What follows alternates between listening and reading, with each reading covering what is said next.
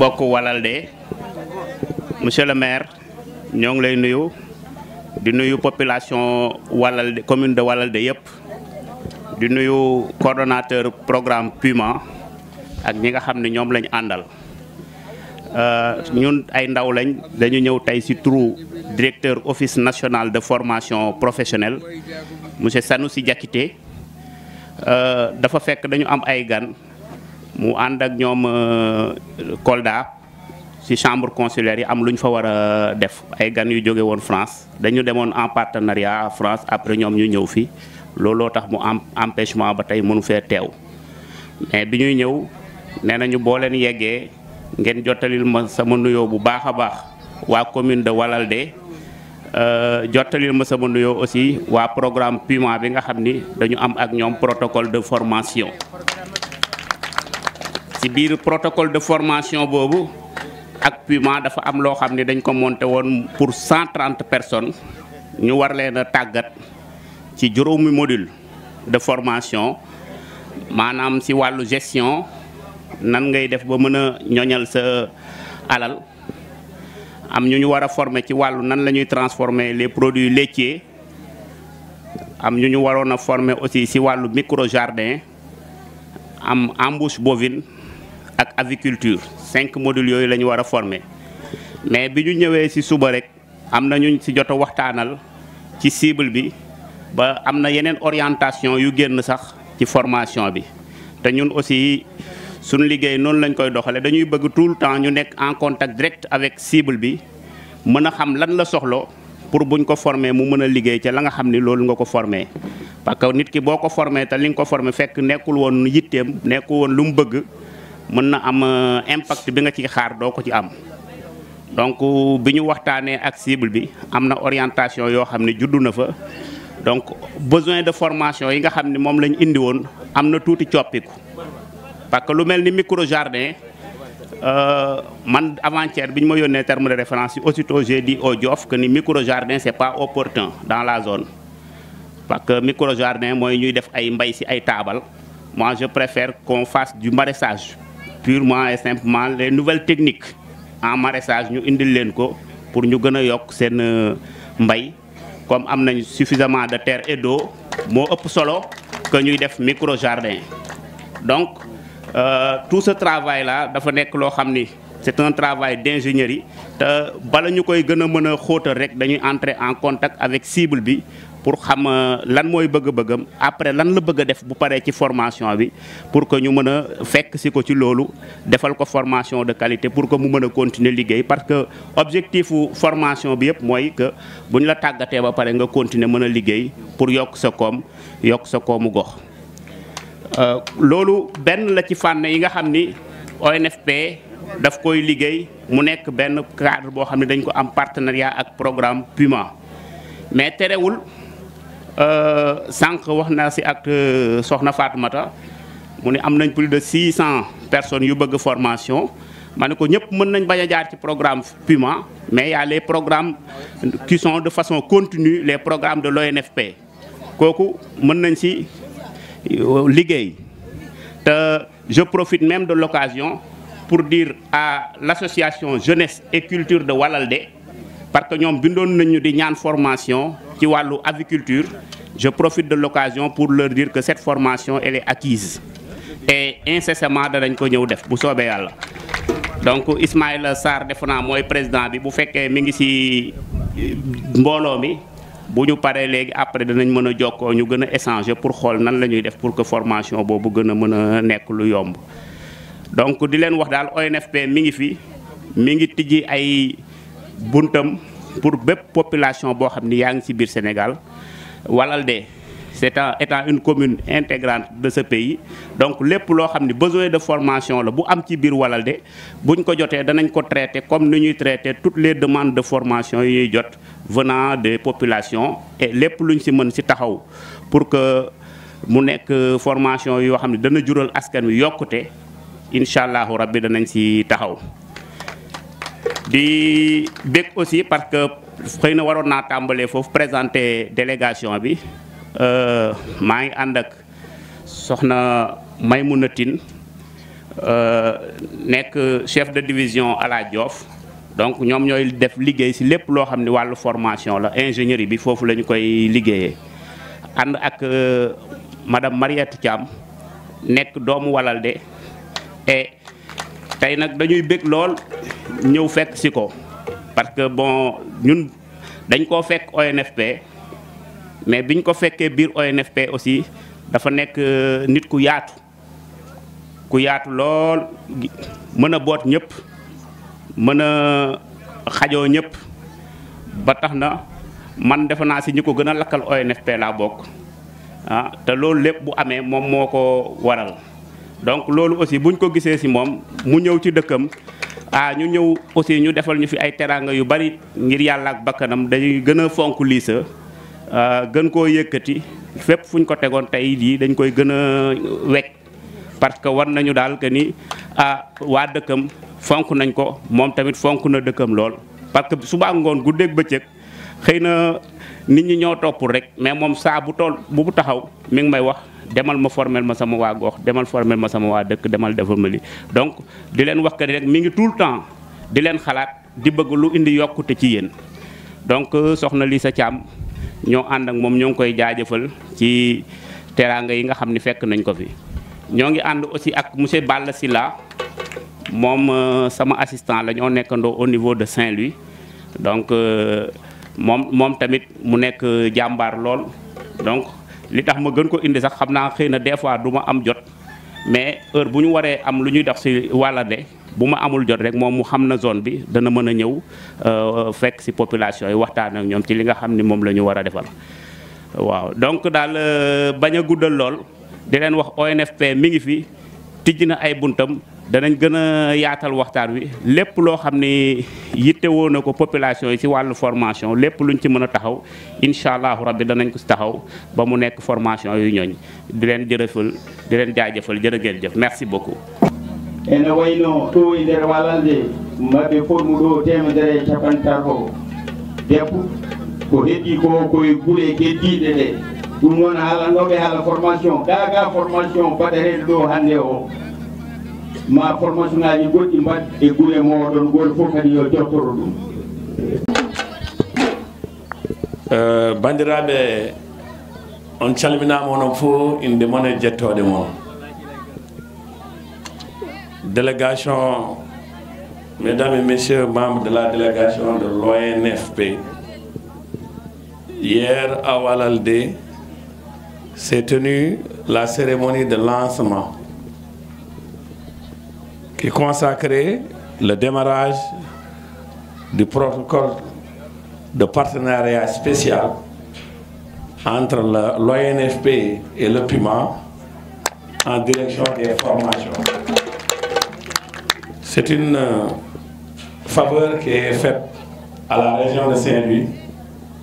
mais également une faveur qui a été faite à Walalde, le village du coordonnateur Moussa Sow, le village du responsable de ce volet formation et directeur au niveau du PUMA, Yaya Dieng.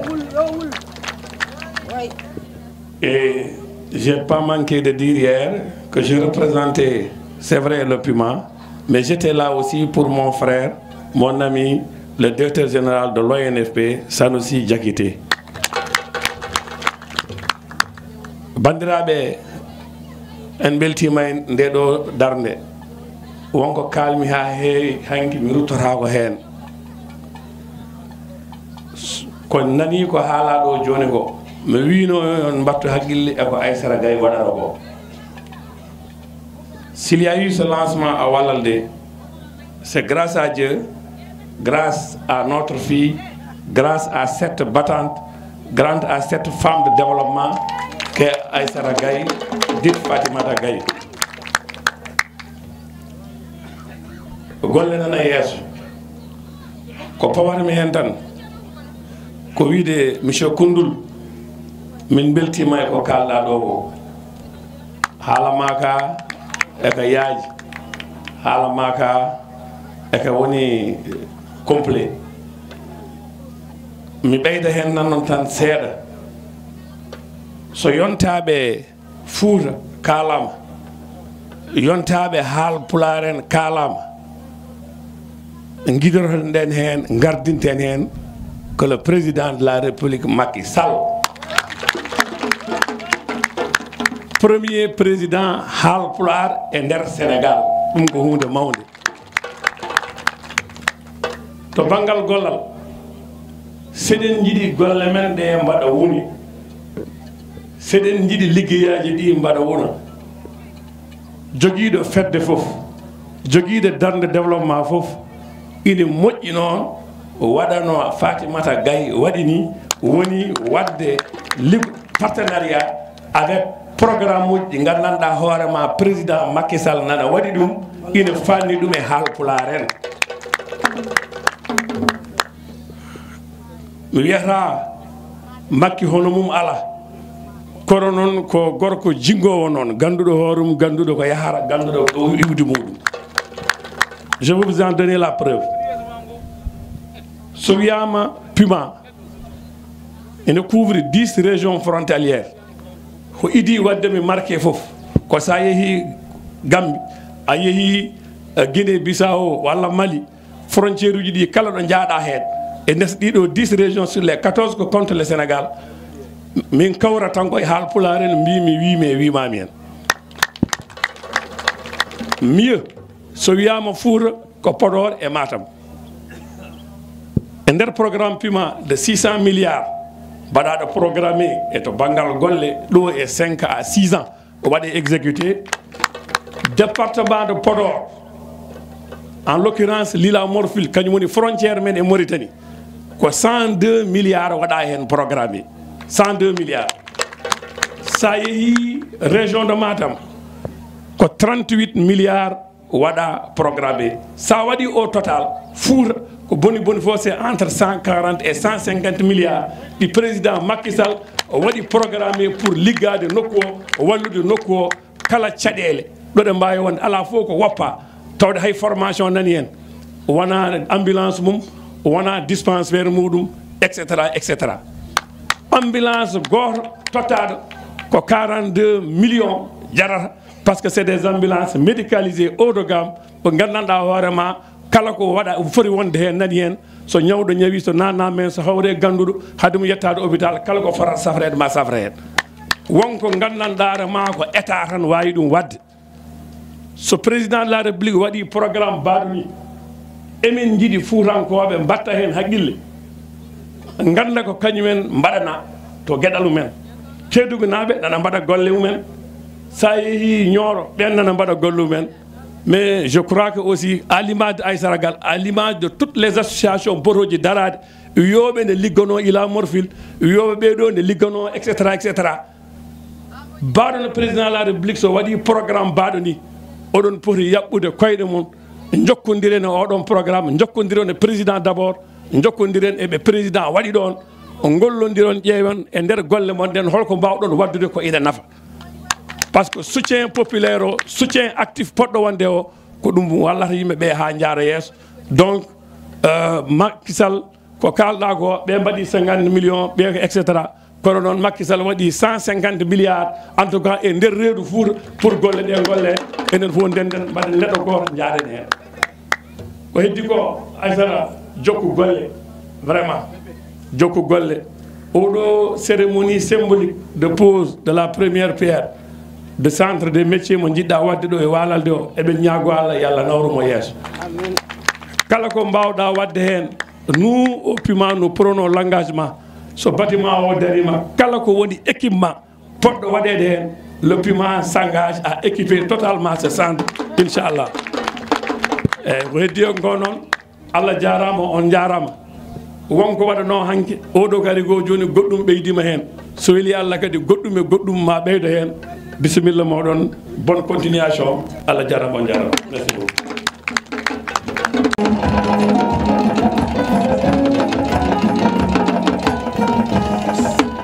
Bismillah. bandiraɓe walalde e hoɓɓerɓe ɗo mi salmini on ewa ko ɓeydude hen seeɗa tan ko fonno haalede foof haalama ene wayno ko yettere Allah ko gonɗen ɗo e wadde ko ɗum waalalde sohli ko ɗum fuutankoɓe cohli minen kala ko ummini développement Sénégal kala ko ummini développement Fouta plus particulièrement waalalde mamin dar hen darde no wawi fodde foof min mbaɗa remercier la présidente de la fondation Aissata Gaye dit Fatmata Gaye mi yiɗa artude e cilsiɗi ɗo min dewdunoɗi fof banggal oɗo formation puisque coordonnateur national du PIMA haali ɗum joni ha laaɓi ceerno ko widemo tan yo tinno yo jokku golle ewa minen salla jaaɓi mamin nanganmo ma PIMA nanganmo ma coordonnateur national PIMA nanganmo ma technicien ji mum nanganmo puisque wono coordonnateur national wini ko ni foti waade sa joguima idée ji a joguima peeje moƴƴe wawi tan ko Allah jogui doole ko laamu faye laamu ko kañum wawi humtandema haaju ma kanko o faami ɗum o ari o holli ɗum coordonnateur national de PIMA jaɓinima ɗum totti min mbi yomin liggodira e makko min liggodira e makko ha yettiɗo heni ko heddi kone Salla jaaɓi wona ɗo tan haɗata kala ko sumba ɗo heni Salla jaaɓi mamin def ɗum ha ɓenda ma walalde andu kadi PIMA ne darini ɗum PIMA ne darini Fouta Allah jarama o jarama oɗen troisiéme cadeau ko Aissata Gaye ko Fatmata Gaye jeeyi o wi o cadeau PIMA o ko représentant PIMA Soode Diop kañum jeeyi o Soode Diop woni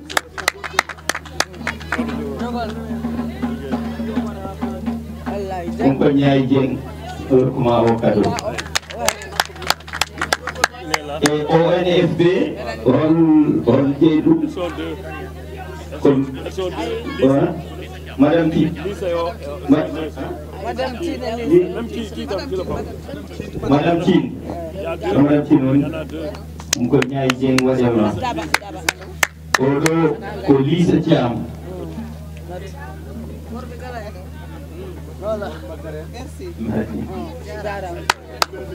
eyi oɗo ko Aissata Gaye jeeyi ɗum ko melfeyi yon juuɗu ɗum noon Allah jarama Seydi Dieng a waɗi ɗikkuma mbaɗ sikki relleji ɗiɗi nanɗo Aissata Binde Bou Ndaw nanɗo Dieynaba Sall nanɗo heddi ko Aissata Gadio noon mballodiren mballon kam noddanmo yo ar o tawtore ɓe jiiɗi ko waɗi mawɗo o wi koko yiɗi hoɗde ɓe kuli ko lawol men ngol ne desi hamnade seeɗa to bande en jaari fof abboye mumen joni noon mi abbo e mabɓe tan wassalam. assalamu aleykum on bandiraɓe mbimi ɗo e walalde ko adi fof emin kollira weltare amen weltare commune o e ɗeɗo golle tawi noddi ko ɓerde sukaɓe ƴewde cellal mumen ɗo tolni to banggal guura min mbaɗi ɗo ko ɓoyani conseil municipal Tataɓijo pour wadde compte rendu holko relleji ɗi liggi e trimestre ɓennuɗo o min tawi ko golle ɗe machallah ina peewi nomin gewno wadde ni kadi min mbi ko relleji ɗi Allah jarama jarama saabu gollal ngal ɓe mbaɗata ngal ko gollal yarlitare tan woni hen waɗi wiide ko gollal yarlitare jobdi ala hen ko hebde sabunde mum tan woni hen liggantoɗa ko bande en liggantoɗa ko rendo ngo wadde noon so woni a jaaɓi ɗum so hono ngal ɗo dental waɗi hoto yimɓeɓe donku wiidema Allah jarama a jarama e inde monsieur le maire mo tawa ko e inde dendagal conseil municipal wallalde e inde dendagal walalnaɓe foof ha tengti noon e rewɓe ɓe yummum sukaɓe ɓe e bammum sukaɓe ɓe emin mbiya relleji ɗi Allah jarama jarama so ɗum ɗon yawti emin belti ko programme cellule de la lutte contre la malnutrition wonɓe ɗo e région de Saint-Louis e wonɓe région de Matam kañumen foof gara kawra ɗo e walalde ɗum ko yettere Allah no feewi ko weltare dey wonani minen min jetta sababu o noon tawi saabi ɗum ko Aissata Gaye e oɗo forum mo waɗi ɗo o woni forum mo ɗaccani haydara ɓaadi noon ko haala rewɓe kalete so ɓikkon kalama hen kon dañani taw duuɓi 5 wadde noon min mbiya Allah jarama jarama Aissata Gaye relais ji ɗi somin kaali ɗum ne min mbawa wasde haalde superviseur mumen o ono Ibrahima Lom sabu kala ko dañaɗo ko Ibrahima Lom relais ne wawi liggade taw no liggori ni ina waɗi perguitte soko o haalda e muɗum haqqille pour miijade so are wattude liggey o ñande wonde tawa yantata e perguitte wannoɗe andi ɗum noon ɗum tigui woni rôle superviseur conseil ji ɗi fof no beltanimo walal naɓe fof no beltanimo emin gandi kadi golle makko ɗe wona tan ɓeɗo mawɓe makko ina gara tan o ari ɗo e Walalde ala ñande fof ko garowo mo rewido golle ɗe no mbayni Allah jarama jarama directeur programme o Mbacké Gueye momin jokkodiri o e ISE PIP wonɓe partenaire programme o emin mbiya ɓeɗo foof Allah jarama jarama monsieur Ndour ummiɗo Saint-Louis o ko haali hanki ko ha ɗo ko jooɗi ɗo e wondude e yimɓeɓe ko emin gandi kadi ko jabde oppude programme uji kewɗi arde tawtore ɗum ɗo minen foof eɗum woɗɗo e amen emin mbiyamo kadi Allah jarama o jarama emin ketti caggal Allah caggal programme o emin dali haqqille o noon programme fof no jogui happu mamen nde gasi mamen nde joofi soko commune o ene jogui disposition ngaji timmuɗi nde ɗum gasi fof minen komin jokko programme o Allah jarama on jarama Keneyba Dem eɗen kucciti e Keneyba Dem ko adi fof en calmini Keneyba Dem assalamu aleykum bandiraɓe sehilaɓe mbiɗen ko Keneyba Dem relais site 3 Walalde min jii e sibisma o ni winda wellitare holko woni wellitare e holko jeeyi sababu garangal ɗo wellitare wellitare pour affaire safruji sukaɓe affaire cellal sukaɓe ɗum jeeyi sababu eɓe gara hande e Walalde eɓe ƴewani min hol cellal sukaɓe ngal tolli hande e nder Walalde ko fonnoɓe arde ɗo tan e Walalde walla ala ko forum des femmes rurales actives pour le Sénégal émergence addimon ɗo walla ala ko jogonoɓe arde ɗo tan ko à cause forum o tagui min nannude nder programme o sababu nde Aissata Gaye addimon ɗo Aissata Gaye ɗum tagui min nannude nder ñalawma hande ko sababude Aissata Gaye min nanni hen programme o holno gollorto ɗon minen min gollotto koye batte pete en Mbumba en Walalde en guure kewɗe ndendi relais ji 14 sites minen liggodirta e nder région ɗum ɗo jeeyi ala ko defoton ko defoton ɗo ñammin sukaɓe ko holko wayi aɗa wawi sifanade minen seeɗa min ñamminde sukaɓe ko ruy aldinaɗe min ñammin ɗumen daguiñaji min totti ɗumen ɗum ɗo saseji MSPs fo min totti ɗumen eyyi ɗum noon Allah jarama jarama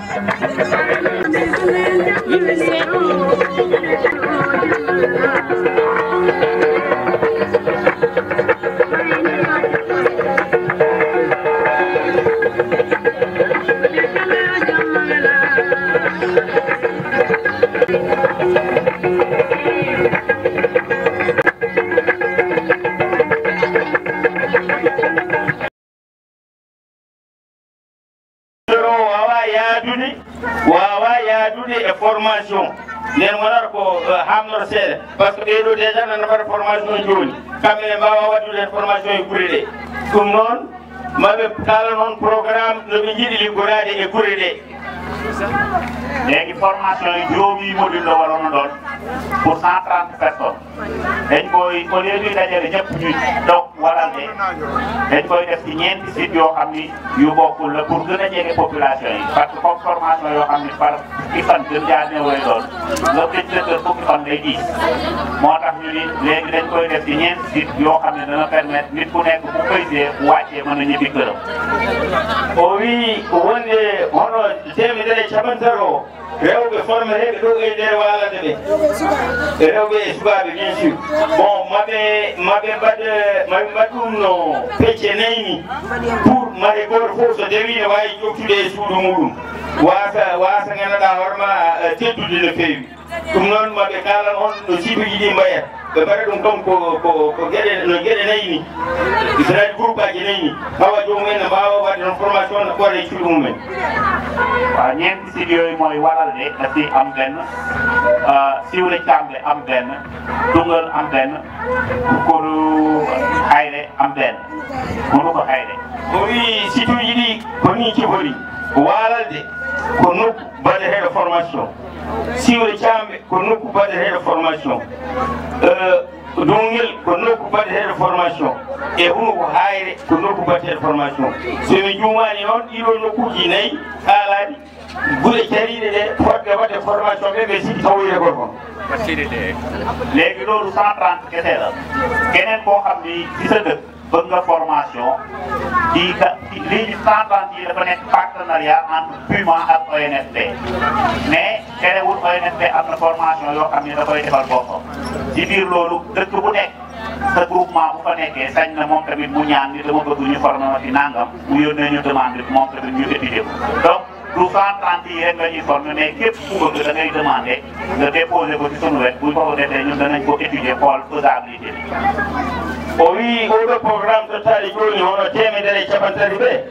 o wi woni ɗum ɗon ko Puma e ONFP o wi kono noon ONFP kañum tan ene jogui formation mum banggue ɗum noon wuuro foof ene jogui ndimaɓu groupement muɗum ñaagade so tawi ne yiɗi formanede comme ça ɓe formana ɗum taw ko kamɓe ONFP jiiɗa e partenariat maɓɓe hakkude maɓɓe e Puma o ci wàllu transformation du lait wàllu gestion ñaar yooyu moom la ñuy defee fii ci Walalde bu demee Siwle Thiambe danañ fa def maraîchage bu ñu demee non si Dungel dañ fay def wàllu yafal amut yafal nag ak xar ak bu ñëwee Siwle defe na transformation des légumes la ñu waxoon ñoom la ñuy remplacer agriculture bi conservation légumes bu nu ko Hayre ñoom ñoo wax dañoo bëgg wàllu maraîchage nan la ñuy defee mbayum dër bi mbayum roose bi ñoom loolu lañ ñaanoon o wi ɓe jogui ko no fannuji nayyi walla joyni ɗiɓe mbaɗata formation eɓe jogui transformation lait e ɗum ko kosam ko wi ɗum ko Walalde waɗete wayluru kosam Dungel mbeɗa sikki ko Dungel siko Dungel qu'est-ce que j'allais faire là-bas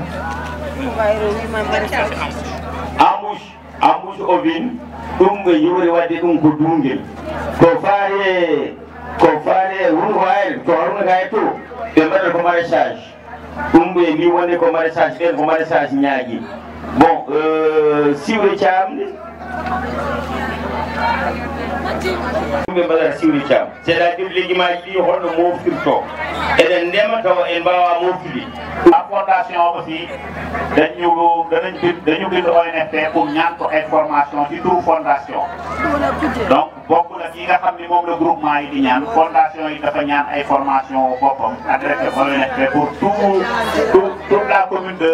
Walalde boobu aussi day nekk programme boo xam ne dañ koy étudier suñu bopp xool nan lañ koy tëralee ak fondation o wi wonde pour ko faare Walalde programme o maɓe ƴeew jokkodirde fondation o e kala no ɓe mbawi gollorade taw eɓe ɓamda e taw koye mbaɗi protocole moɓe jokkodiri o donc ɗum ɗon kadi so Allah jaaɓi kala wawi hen wonde moɓe kalde moon moɓe gonde moon kadi eɓe ɓatti on ɓe jahani so gueɗe ɗe ganana arma paari kamɓe ka gari koye formation naɓe onora par ce que ɓe lanci ɗum hanki on programme l' ensemble xam ne rek liggéey la métier bu mu mënti doon bu ko nit di soxloo ci biir Walalde dañ ko fii formé ci Walalde bu jaree aussi ñu déplacé ko yóbbu ko Dakar yóbbu ko Ndar wala yóbbu ko feneen pour ñu formé ko danañ ko bu yóbbu di leen wax rek nag lépp luñ ciy def aussi day nekk loo xam ni gratuitement lay doon kenn du ci fay dara buñ la déplacé ONFP moo jël en charge lépp loo xam ne daf ci war. oui wonde kamɓe darde maɓɓe ko formation kadi ni kala ko foti hen wadde ko foti hen wonde so Allah jaaɓi maɓe mbaɗ ɗum kadi ko kamɓe keedata hen so Allah jaɓi ɗum noon o hay goto joga hen fayida walla sikkude ceddeli mum ko kamɓe jogui gueɗe ɗe fof kadi ko kamɓe toppito ɗum ko gollal mabɓe kadi ko ɗum woni ganduɗa wona koɓe darani di leen yëgal rek li ñu soxla mooy lépp lu nit di ñaan na nekk loo xam ne ëllëg daf koy jëf daf koy liggéeyee bu nit ñaanee loo xam ne mënu koo liggéey ñun bu ñu defee instruction bi ñu war a def danañ xam ci ndax mi ngi si yoonu liggéey wala nekk bu nekkul ci yoonu liggéey duñ ko may ndax ki taxaw bëgg a liggéey ak ki taxaw di ñaan ndax ñoo ngi formé samay morom rek naa formé wu yemuñu donc dañ leen di ñaan rek ku bëgg formation day nekk nga rek tànku liggéey ñu mën la accompagner jàppale la ci loolu ba nga xam ni buñ la paree rek da ngay nekk ak en activité jëriñ sa bopp jëriñ réew o wiidede noon kala kene ñaago yo ñaago ko liggoro ko ngannduɗaa hoore ma aɗa waawi ɗum liggade kadi tawa sa heɓi ɗum aɗa liggo ɗum kadi nganndanɗaa hoore ma tawa kadi koko nafata wuro ma tawa kadi koko naftata leydi ndi di leen fàttali nag ñun ñoo ngi nekk am nañ siège bu nekk fii à Saint-Louis moom mooy couvrir lépp lu bokk ci région Saint-Louis donc boo leen defee seen demande de formation yi mën ngeen a fexe ba jokkoo ak ñun indi ko ci Saint-Louis moo gën ngeen koy yóbbu ba Dakar day tardé ndax il faut ñu indil ñu ko ñun Saint-Louis ñoo ko war a xool. o wi kadi eɓe jooɗiɗo ɗum koɓe jooɗiɓe tan kala jomiraano yo namnoɓe kala ɗum no foti waade Allah jarama jarama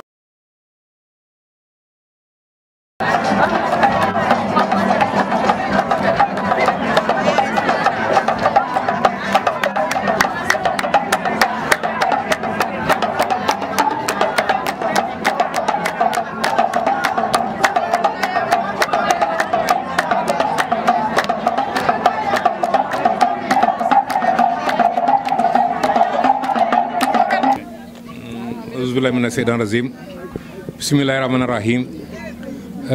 bandiraɓe mi salmini on goto fof inde mo yettode muɗum mi yetti on kadi mi mani on ñaganaden Allah ko puɗɗiɗon ɗo ko nde Allah gasnata ɗum e jaam